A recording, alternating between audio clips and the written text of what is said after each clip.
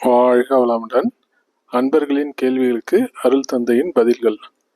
கேள்வி: சுவாமிஜி, தாங்கள் விளக்கும் பொழுது இறைநிலை விளக்கத்தை எளிதாக புரிந்து கொள்ள முடிகிறது. ஆனால் பிற ஆன்மீக நூல்களை படித்து எளிதில் விளங்கிக் கொள்ள முடியவில்லையே, ஏன்? இதற்கு மகரிஷியின் பதில்: இறைநிலை பற்றிய விளக்கம் மிகவும் எளிதானதே. எல்லாராலும் சுலபமாக விளங்கிக் கொள்ள முடியும். இவ்வளவு எளிதாக உள்ளதை ஏன் இவ்வளவு சிக்கலாக்குகின்றனர் என்று எண்ணிய பொழுது என் உள்ளத்தில் எழுந்த ஒரு காட்சி இது. ஒரு நூல்கண்டை குழந்தையிடம் கொடுத்துவிட்டு தாய் சென்று விடுகிறார். குழந்தை அதை எடுத்து களைத்து போட்டு சிக்கலாகி விடுகிறது.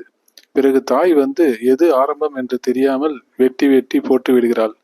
அதே போன்றுதான் இறைநிலை விளக்கம் எல்லாம் துண்டு துண்டுகளாக போய்விட்டது. பின்னால் வந்தவர்கள் அதை ஒன்றுபடுத்தி பார்க்க இயலாமையே இறைநிலை பற்றி விளக்கம் சிக்கலானதற்கு காரணமாகிறது.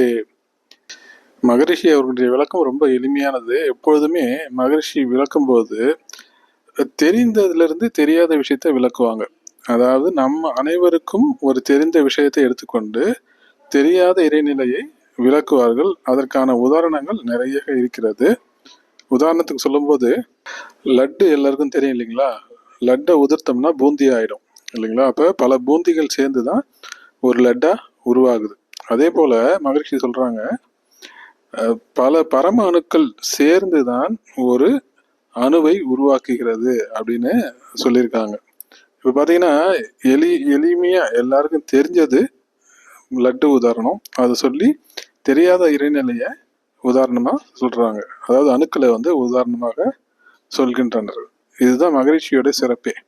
ஸோ மனவளக்கலையில மகரிஷி என்ன பண்ணியிருக்காங்கன்னா எல்லாத்தையும் எளிமைப்படுத்தி இருக்கிறாங்க.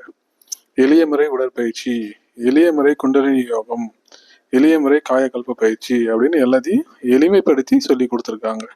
மகரிஷி சொல்லுவாங்க, நான் எதையுமே கண்டுபிடிக்கவில்லை, அனைத்தையும் எளிமைப்படுத்தி இருக்கிறேன் என்று சொல்லியிருக்காங்க. எனவே மனவளக்கலையை கற்றுக்கொண்டு அனைவருக்கும் இந்த இறைநிலையை பற்றிய ஞானம் தெளிவாக வேண்டும் என்பது உயர்ந்த சிந்தனையாகும். நன்றி. வாழ்க வளமுடன்.